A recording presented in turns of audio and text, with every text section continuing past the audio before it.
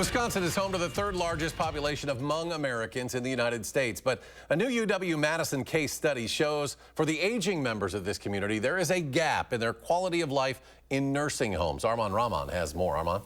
Eric, transitioning your elderly family members into a nursing home is never easy for them or for you. While non-white residents in general face inequalities in care, this study was the first to investigate what can lead to isolation and feelings of abandonment for Hmong nursing home residents.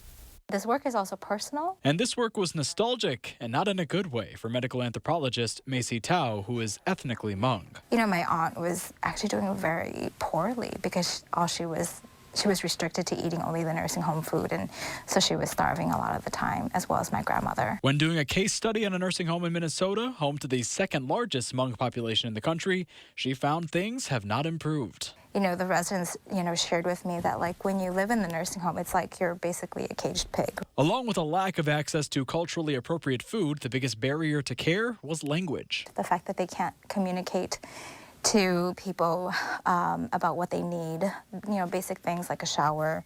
There was this Hmong resident, he actually was a little more fluent in English, and he felt like he had to take it upon himself to really take care of all the other residents and to speak for them. And he already has his own disabilities, and so that was really heartbreaking. Currently, Dane County's Aging and Disability Resource Center has 2 Hmong language specialists on staff, one of whom is Thao. The county's proposed budget for next year includes another Hmong interpreter position, which is getting a lot of community support. So they're out in force to ask to make sure that we kept that part of the proposal intact, because there is a need, especially among